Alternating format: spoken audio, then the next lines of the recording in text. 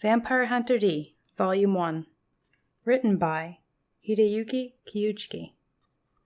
Chapter 1. Accursed Bride. The setting sun was staining the far reaches of the plain, its hue closer to blood than vermilion. The wind snarled like a beast across the barren sky. On the narrow road that cut through a sea of grass, high enough to hide all below the man's ankles, the lone horse and rider ceased their advance, as if forestalled by the wall of wind gusting straight at them. The road rose a bit some 60 feet ahead. Once they'd surmounted the rise, they would be able to survey the rows of houses and green belts of farmland that comprised Ranslivia, just another hamlet in this frontier sector. At the foot of that gentle slope stood a girl. The horse had likely been startled by her appearance and stopped. She was a beautiful young woman, with large eyes that seemed alight. Somewhat tanned, she had her black tresses tied back. An untamed aura unique to all things living in the world emanated from every inch of her.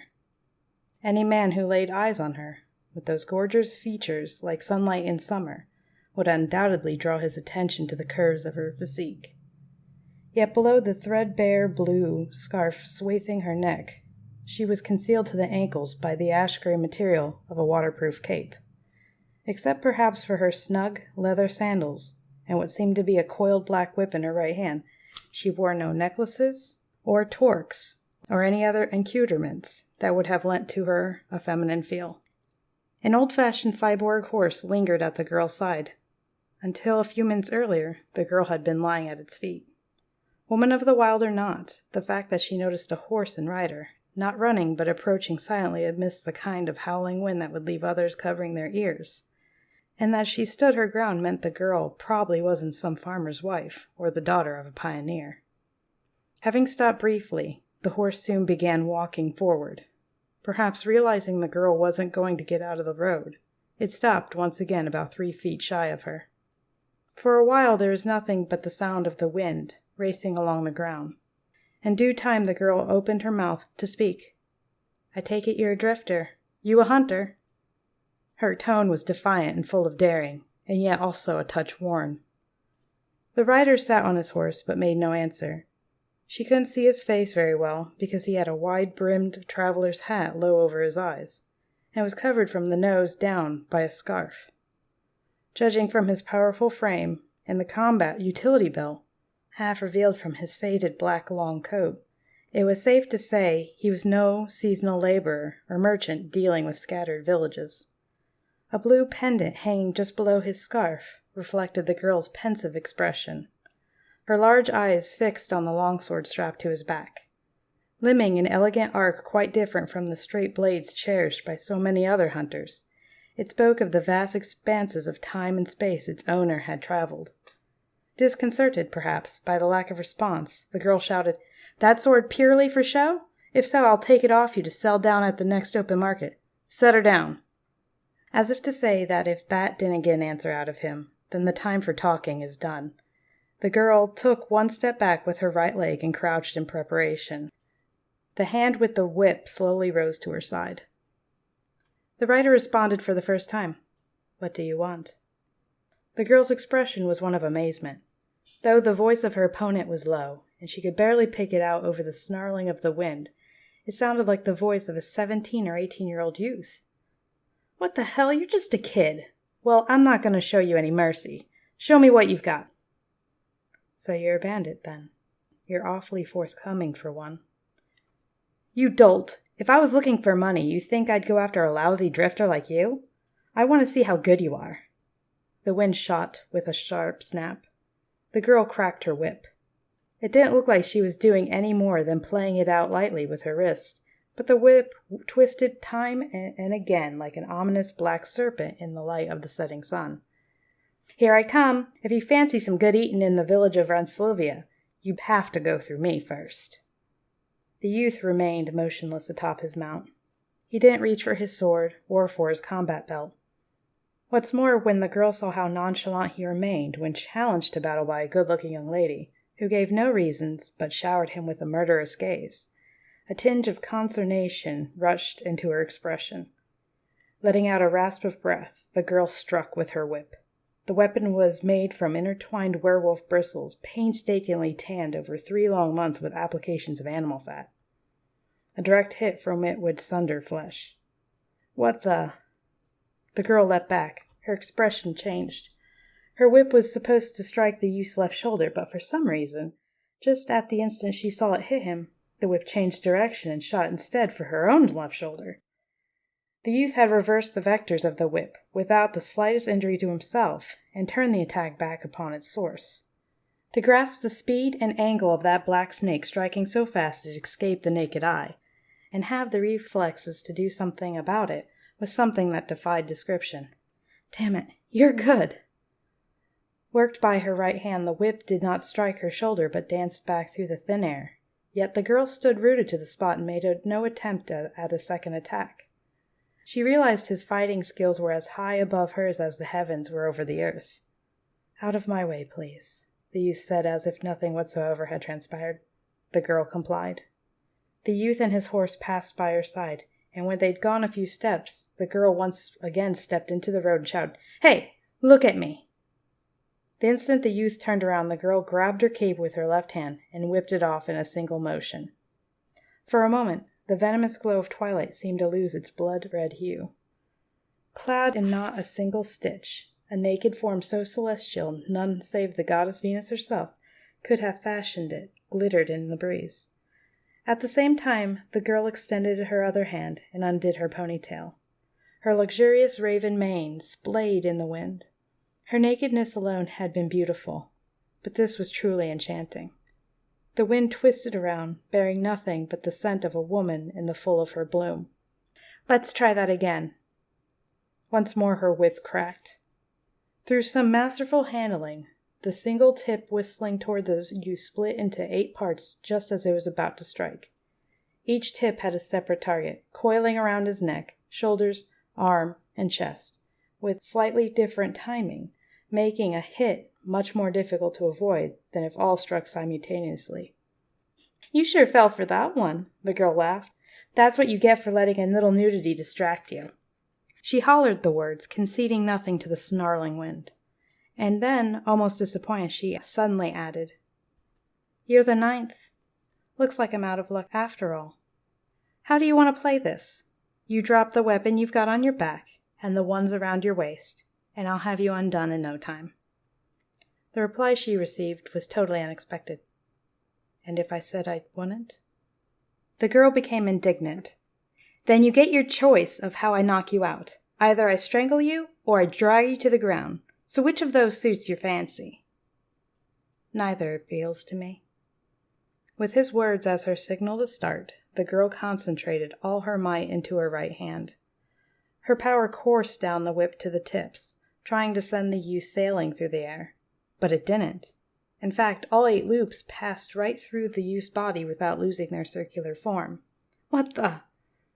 Not merely surprised but dumbfounded, the girl stood rooted and dazed. After all, here was an opponent who had beaten an attack that incorporated every bit of skill she possessed without so much as lifting a hand. The youth's mount started to walk away calmly. Though she remained in her absent-minded stupor for a bit, the girl wrapped her fallen cape around herself and scrambled after the youth with a speed that was hard to believe from such slender legs. "Hold up, I apologize for that craziness just now. I'd like you to hear me out. I just knew you were a hunter. Better yet, you're a vampire hunter, aren't you?" The youth finally turned his eyes to the girl. "I'm right, aren't I? I want to hire you." The horse stopped. "That's nothing to joke about," the youth said softly. I know vampire hunters are the most skilled of all hunters, and I'm well aware what fearsome opponents vampires are. Even though only 1 hunter in 1,000 is good enough to make the grade, your chances of fighting a vampire and winning are still only 50-50, right? I know all that. My father was a hunter too." A tinge of emotion stirred in the youth's eyes. With one hand he pushed back the brim of his hat. Long and thin and cold, his dark eyes were quite clear. "What kind?" "A werewolf hunter." "I see. So that's where you get that trick with the whip," the youth murmured. I'd heard all the vampires in these parts were wiped out during the Third Cleansing War. Of course, the war was a good 30 years back, so I suppose we can't put much stock in that. So you want to hire me? I take it someone in your family or one of your friends has been attacked. How many times have they been preyed upon? Just the once, so far. Are the marks from 2 fangs, or just one? The girl hesitated for an instant, then laid her hand to the scarf around her neck. See for yourself. The wind-borne cries of wild beasts streamed like banners across the darkening sky. On the left side of her neck, in the vicinity of the main artery, a pair of festering wounds the color of fresh meat swelled from the sun-bronzed flesh. It's the kiss of the nobility, the girl said in a low voice, feeling all the while the eyes of the youth bearing down on her from horseback. The youth tugged down the scarf shielding his face. Judging by that wound, it was a vampire of some rank. It's surprising you can even move. His last remark was a compliment to the girl. The reactions of people who had been preyed on by vampires varied with the level of their attacker. In most cases, the victims became dull-like imbeciles, with the very soul sucked out of them. Their skin lost its tone and became like paraffin, and the victim would lie in the shade day after day with a vacant gaze, waiting for a visit from the vampire and a fresh kiss. To escape that fate, one needed extraordinary strength of body and spirit, and this girl was clearly one such exception. However, at the moment the girl wore the dreamlike expression of the average victim. She had lost herself in the beauty of the unmasked youth, with his thick, masculine eyebrows, smooth bridge of a nose, and tightly drawn lips that manifested the iron strength of his will. Set amid stern features shared only by those who had come through the numerous battles of a grief-ridden world. His eyes harbored sorrow even as they sparkled. That final touch made this crystallized beauty the image of youth incarnate, chiseled, as it were, by nature itself, perfect and complete.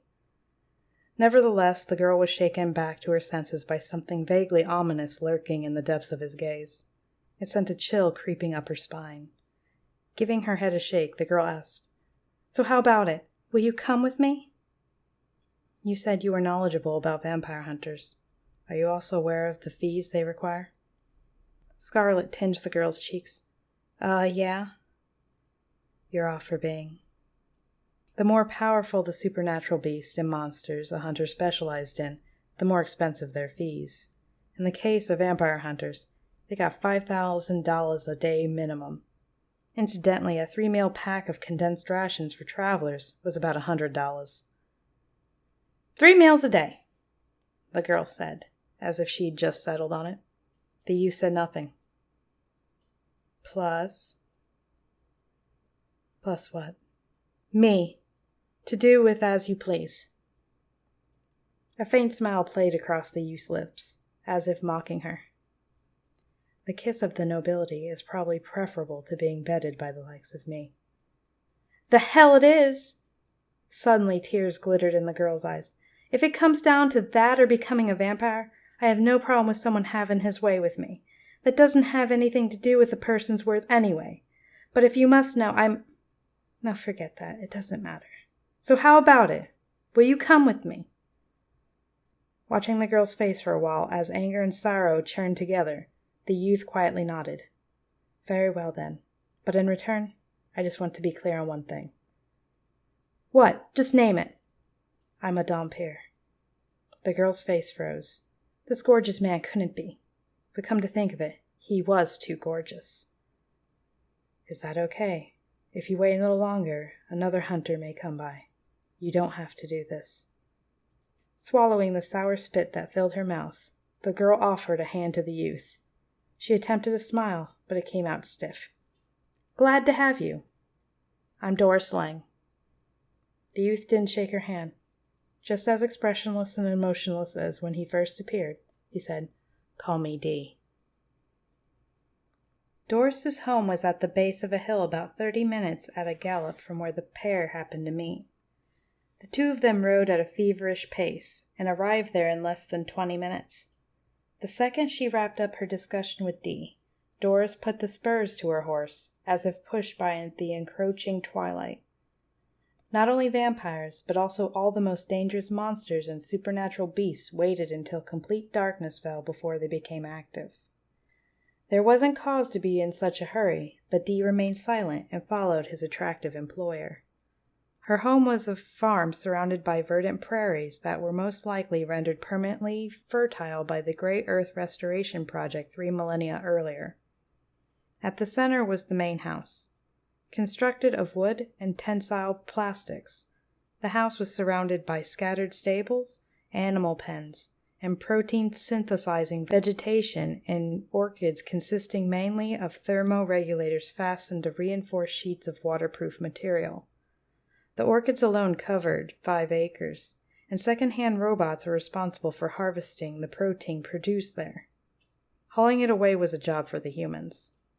When Doris had tethered her horse to the long hitching post in front of the main house, the reason for her hasty return threw the door open and bounded out. "Welcome home!" a rosy-cheeked boy of 7 or 8 called down from the rather lofty porch. He hugged an antiquated laser rifle to his chest. "This is my little brother Dan," Doris said to Dee by way of introduction, and then in a gentle voice she asked, "Nothing out of the ordinary while I was gone, was there? Those mist devils didn't come back now, did they?" "Not at all," the boy replied, throwing out his chest triumphantly. "Don't worry, I blasted 4 of the buggers just the other day. They're so scared they wouldn't even dare to come back again.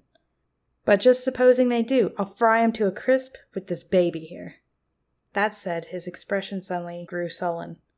"Oh, I almost forgot. That jerk Greco came by again today. Carrying some bunch of flowers he said he had sent all the way from the capital. He left them here and asked me to pass them along to my lovely sister when she gets home."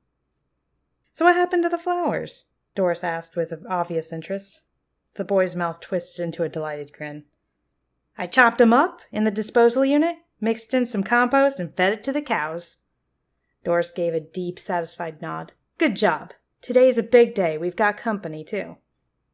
The boy, who'd been sneaking peeks at Dee even as he spoke with his sister, now smiled knowingly at her. "Say, he's a looker, ain't he? So this is how you like 'em, eh, sis? You said the robots were in such lousy shape you were going out to look for someone to replace them, but it looks to me like you went hunting for a man." Doris flushed bright red. "Oh, don't be ridiculous. Don't talk that foolishness. This is Mr. D. He'll be helping us out around the farm for a while. And don't you be getting in his way now." "There's nothing to be bashful about," the boy chuckled. I know. One eyeful of him and old Greco don't look much better than a man-eating frog. I like him a heck of a lot better, too. Pleased to meet you, Dee." "The pleasure's mine, Dan."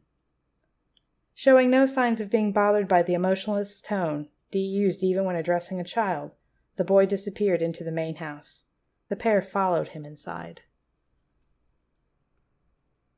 "I'm sorry. He must have really gotten on your nerves," Doris said in an apologetic tone when dinner was finished and she'd finally managed to drive Dan off to his bedroom, ignoring the boy's protest that he wasn't sleepy yet. Dee passed the sword he normally wore on his back from his right hand to his left as he stood at the window gazing at the darkness beyond.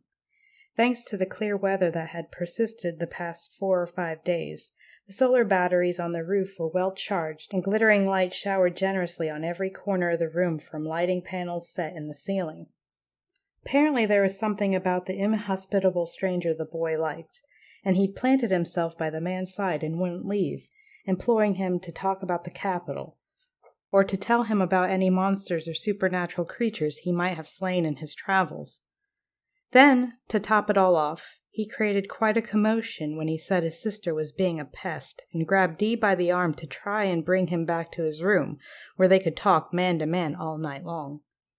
You see, he gets like that because travelers are so rare, and we don't usually have much to do with the folks in town either. It doesn't bother me. I take no offense at being admired. As he spoke, he made no attempt to look at Doris sitting on the sofa, wearing the shirt and jeans she'd changed into earlier. His tone was as cold as ever. Closing his eyes slightly, he said, "It's now 9:26 night, Frontier Standard Time. Since it has already fed once on the person it's after, I don't imagine it'll be in that much of a hurry, so I suppose after midnight will be the time to watch. In the meantime, Could you tell me everything you know about the enemy? Don't worry, your brother's already asleep. I could tell by his steady breathing. Doris's eyes went wide. You can hear something like that through the door and everything? And the voice of the wind across the wilderness, and the vengeful song of the spirits wandering the forest shade, Dee murmured. Then he came to stand at Doris's side, with the smooth strides of a dancer. When she felt that cold and righteous visage peering down at the nape of her neck, Doris shouted, "Stop!" and pulled away without thinking. Though the abhorrence was quite evident in her voice, Dee's expression didn't change in the least. I'm just going to have a look at your wounds, to get a general idea of how powerful a foe I'm up against. I'm sorry. Go ahead, take a look, she said, turning her face away and exposing her neck. Even if the slight trembling of her lips was a remnant of her reaction seconds earlier, the redness of her cheeks was caused, no doubt, by the embarrassment of a virgin having her flesh scrutinized by a wholly unfamiliar young man. After all, in her 17 years, she hadn't so much as held hands with a boy before. Seconds later, Dee's expression had a distant air to it. When did you run into him?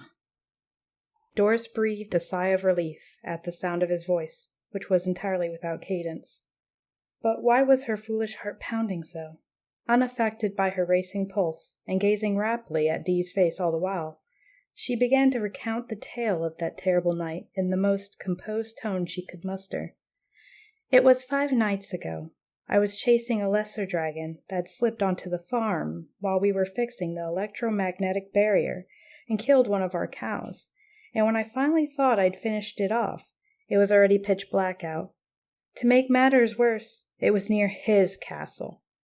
I was all set to hightail it home when what should happen but the dying beast suddenly spits fire and burns the back half of my horse to a cinder. I'm 30 miles from home, and the only weapons I've got to speak of are the spear I used to kill lesser dragons and a dagger. I ran as fast as I could. I must have run for a good 30 minutes when I noticed something behind me, like there was someone running along right behind me. Doris suddenly fell silent. Not only because the memory of that terror had become fresh again, but also because a fiendish howl had just pierced the darkness from somewhere very close. The breath was knocked out of her as she turned her beautiful face in that direction, but soon enough she realized it was only the sound of some wild animal. Her expression became one of relief. Though rather dated, an electromagnetic barrier that had cost them a pretty penny sealed the perimeter of the farm, and within it they had a variety of missile weapons set up. She resumed the account of her horrid experience. At first I thought it was a werewolf, or a poison mothman, but there was no sound of footsteps or wings flapping, and I couldn't even hear breathing. Yet, I just knew there was someone right behind me, no more than a foot away, and moving at exactly the same speed I was. I finally couldn't take it anymore, and I whipped around, and there was nothing there.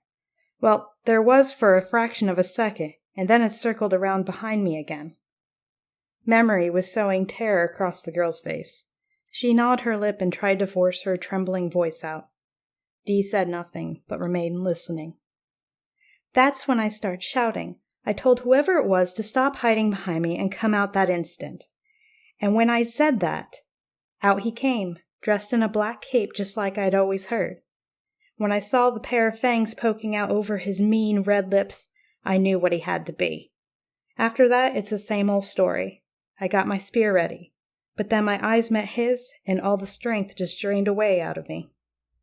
Not that it mattered much, because when that pasty face of his got closer, and I felt breath as cold as moonlight on the base of my neck, my mind just went blank. The next thing I knew, it was daybreak, and I was lying out on the prairie with a pair of fang marks on my throat. That's why I've been down at the base of that hill each and every day, morning till night, looking for someone like you. Her emotional tale over at last, Doris slumped back onto the sofa exhausted. And he hasn't fed on you again since. That's right, though I do wait up for him every night with a spear ready. Dee's eyes narrowed at her attempt at levittity. If we were merely dealing with a blood-starved noble, he'd be coming every night. But you see, the greater the interest they take in their victim, the longer the interval between attacks so they can prolong the pleasure of feeding. But the fact that it's been 5 days is incredible. It seems he's extremely taken with you." "Spare me the damn compliments," Doris cried. No trace of the Spitfire who had challenged Dee to battle at twilight remained now. She sat there, a lovely 17-year-old girl trembling in fear. As Dee surveyed her coolly, he added words that only made the hair on her neck stand higher. "The average interval between attacks is 3 to 4 days. More than 5 is extremely rare. He'll come tonight without a doubt. From what I can tell from your wounds, he's quite powerful, as frontier nobility go. You said something about his castle. His identity is clear to you, is it?" Doris gave a little nod. "He's been lord over this region since long before there was any village of Ronslivia. His name is Count Lee. I've heard some say he's 100 years old, while others say he's 10,000. 10,000 years old, eh? The powers of a noble grow with the passing years. He could prove a troubling adversary," Dee said, though his tone didn't sound particularly troubled. "The powers of a noble? You mean things like the power to whip up a gale with a wave of the arm, or being able to turn into a fire dragon?" Ignoring Doris's query, Dee said, "There's one last thing I need to ask you. How does your village handle those who have been bitten by vampires?" The girl's face paled in an instant. In many cases, those who'd felt the baleful fangs of a vampire were isolated in their respective village or town, while arrangements were made to destroy the culprit. But if they were simply unable to defeat the vampire, the victim would be driven from town or, in the worst cases, disposed of. This was the custom because a night fiend, crazed with rage at not being able to feed on the one it wanted, would attack anyone it could get its hands on. More towns and villages than anyone could count had been wiped out for just that reason. Ronslivia had similar policies in effect. That was the reason Doris hadn't asked anyone else for help, but had privately sought a vampire hunter. Her failure to confide in her brother was for fear that his conduct might tip off the villagers if they happened to go into town. Had she no younger brother to consider, she'd surely have gone after the vampire on her own, or done away with herself. Vampires dealt with their victims in one of 2 ways. Either they drained all the blood from their prey in one feeding and left them a mere corpse, or, through repeated feedings, they turned the individual into a companion. The key point in the latter was not the number of times the vampire fed, but rather something Dee had touched on earlier, whether or not the vampire took a liking to its victim. Sometimes a person joined their ranks after a single bite, while other times they might share the kiss of blood for months only to die in the end. And it went without saying that those transformed into vampires had to bear their destiny as detestable demons, wandering each night in search of warm human blood, living in darkness eternal. For Doris, and for every other person in this world, that was the true terror. "Everywhere it's the same, isn't it?" Dee muttered. "Accursed demons, ghouls from the darkness, blood-crazed devils. Bitten once, and you're one of them. Well, let them say what they will. Stand up, please," he said to Doris, who was caught off guard by the one remark meant for her. "It looks like the guest we were expecting has come. Let me see the remote control for your electromagnetic barrier." "What? He's here already? You just said he'd be here after midnight." "I'm surprised, too. But he didn't look it in the least." Doris came back from her bedroom with the remote control and handed it to Dee. In order to keep all kinds of strange visitors from sneaking onto the farm while both Lang children were away, they had to have some way to erect the force field from the outside. Acquired second-hand off a black market in the capital shortly after their father's death 4 years ago, the barrier was their greatest treasure except, of course, for the rare occasions when it broke down. Their losses to the wraiths and rapid beasts that wandered the night were far less than those of other homes on the periphery. To be more exact, their losses were practically non-existent. But the purchase came with a price. After they bought it, they were left with less than a third of their father's life savings. "How are you going to fight him?" Doris inquired. It was a question that sprung from the hunter blood flowing in her veins. The fighting techniques of vampire hunters, who were rare even out on the frontier, were rumored to be gruesome and magnificent, but almost no one had ever witnessed them firsthand. Doris herself had only heard of them in tales, and the youth before her now was completely different from the rustic hunter image conjured up by those stories. "You should see for yourself, and I wish I could let you, but I need you to go to sleep." "What?" The youth's right hand touched Doris's right shoulder, which was taut with swells of muscle while still retaining some delicacy. Whatever the technique or power he now employed, as soon as Doris noticed the frightening cold charge coursing through her body from her shoulder, she lost consciousness.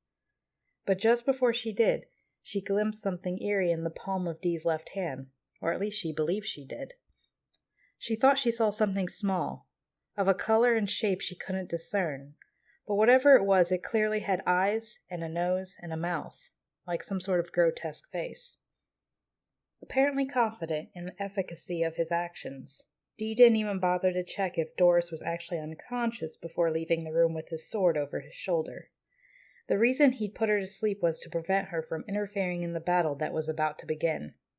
No matter how firm their resolve, anyone who'd felt the vampire's kiss once could not help but heed the demon's commands. Many were the hunters who had been shot from behind or had their hearts pierced by the very women they sought to save from cursed fangs.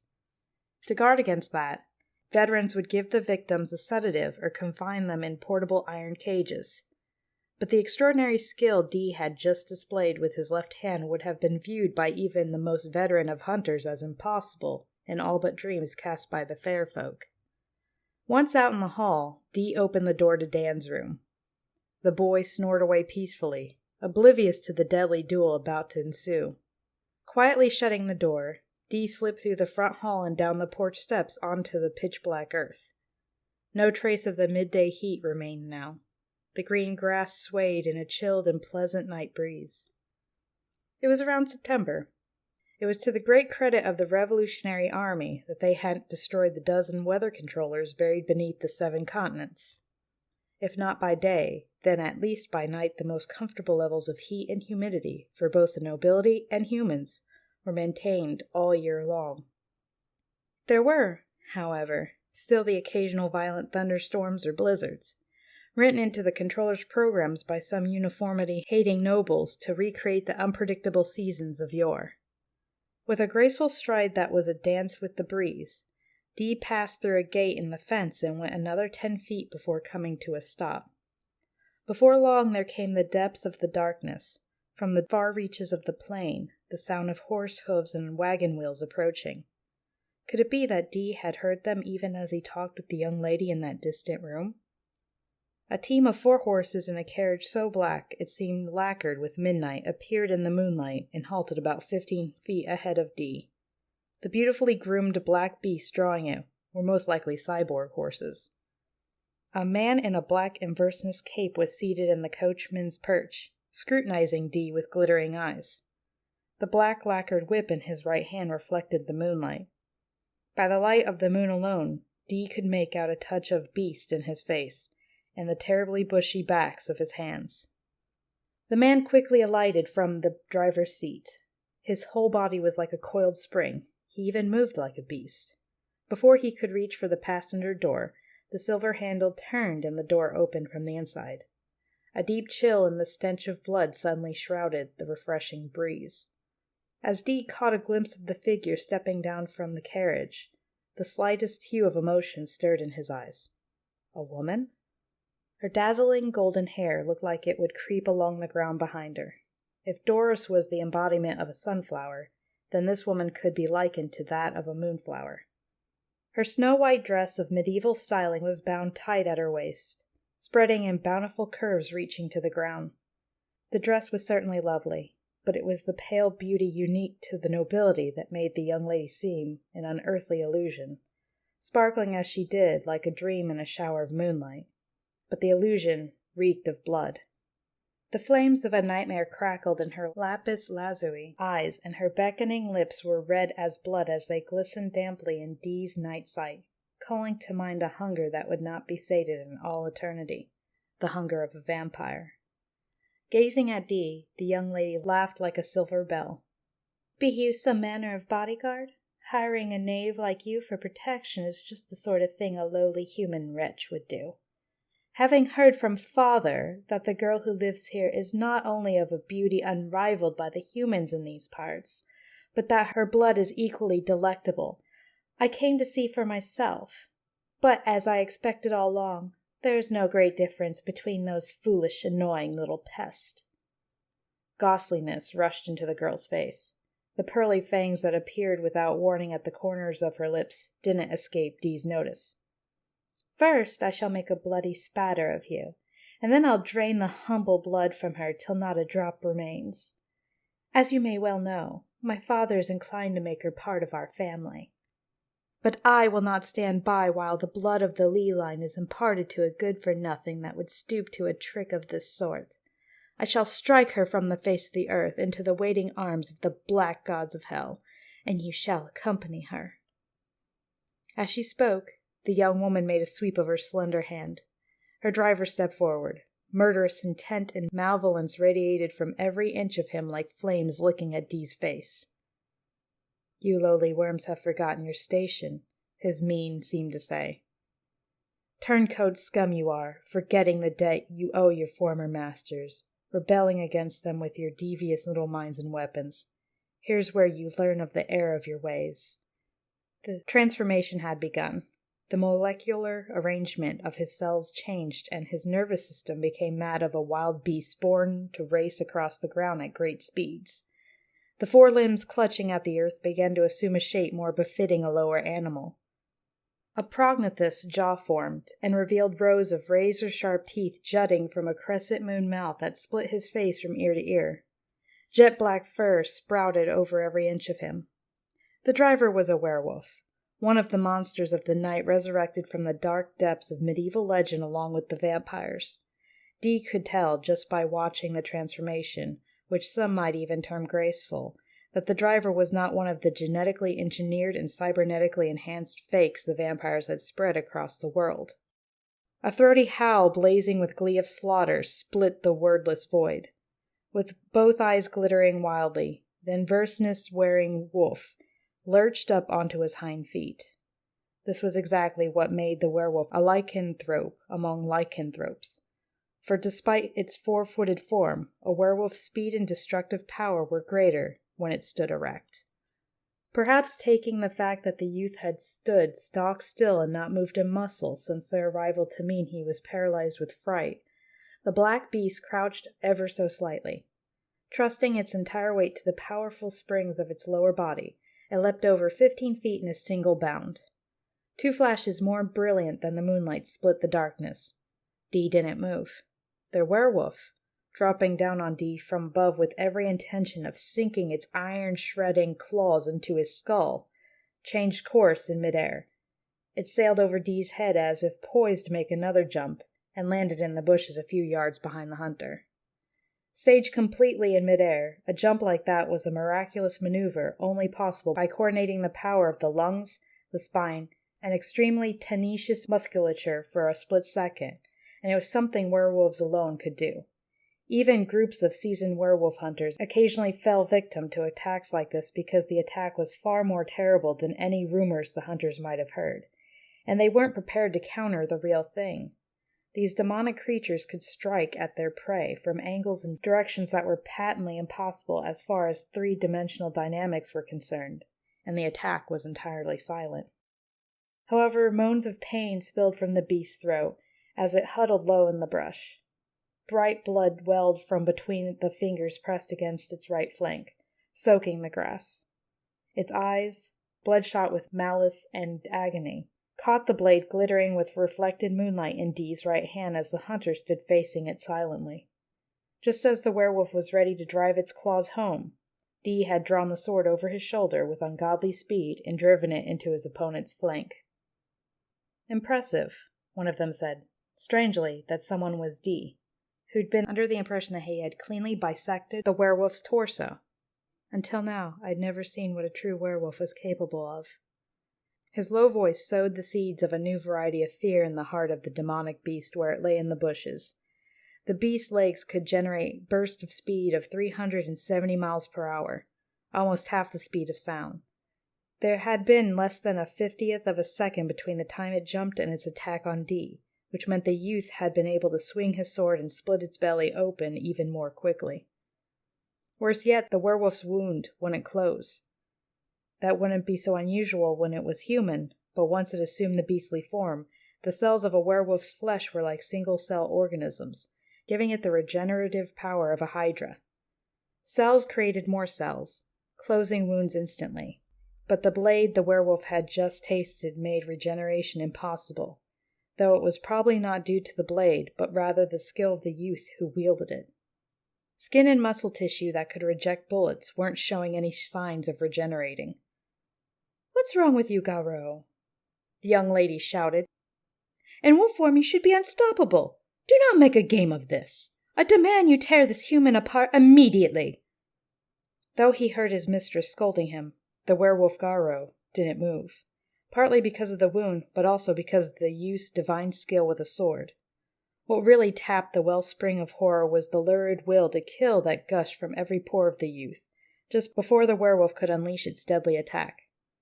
That hadn't come from anything human. Is he one of those? A Dhampir? Garo realized he'd finally run into a real opponent.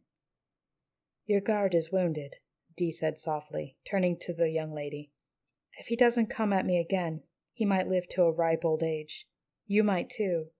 Go home and tell your father a dangerous obstacle has cropped up, and that he'd be a fool to attack this farm again." "Silence!" the young lady screamed, her gorgeous visage becoming that of a banshee. "I am Larmica, daughter of Count Magnus Lee, the ruler of the entire Ronslivia district of the frontier. Do you think I can be bested by the likes of you and your sword?" Before she'd finished speaking, a streak of white light shot toward her breast from Dee's left hand. In fact, it was a foot-long needle he'd taken out at some point and thrown faster than the naked eye could follow. It was made of wood. As it traveled at that unfathomable speed, the needle burned from the friction of the air, and the white light was from those flames. But something odd had happened. The flames had come to a stop in front of Dee's chest. Not that the needle he'd thrown had simply stopped there. The instant it was about to sink into Larmica's breast, it had turned around and come back, and Dee had stopped it with his bare hand. Or to be more accurate, Larmica had caught the needle with superhuman speed and thrown it back just as quickly. The average person wouldn't even have seen her hand move. "If the servant is no more than a servant, still the master is a master. Well done," Dee murmured, heedless of the flaming needle in his hand or the way it steadily scorched his naked flesh. "For that display of skill you get my name. I'm the vampire hunter, Dee. Remember that, should you live." As he spoke, Dee sprinted for the young lady without making a sound. Terror stole into Larmica's expression. In a twinkling, the distance between them closed to where she was within sword's length of him, and then, "Ahoo!" A ferocious howl took the night air, and an indigo flash of light shot from the coachman's perch on the carriage. Dee dove to the side to dodge it, only able to escape the beam because his superhuman hearing had discerned the sound of the laser cannon on the perch swiveling to bear on him.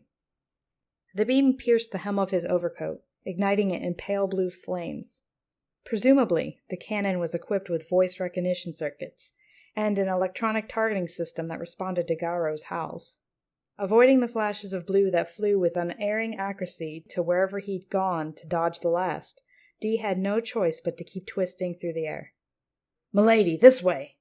He heard Garo's voice up in the driver's seat. There was the sound of a door closing. As Dee attempted to give chase, another blast from the laser cannon checked his advance, and the carriage swung around and was swallowed by the darkness. "I'll settle with you another day, wretch, mark my words." "You'll soon not forget the wrath of nobility." Whether he was pleased at having staved off the enemy or perturbed he hadn't managed to put an end to the vampiress, Dee wore no expression on his face as he rose expressionless from the bushes, the malice-choked parting words of the pair circling him endlessly.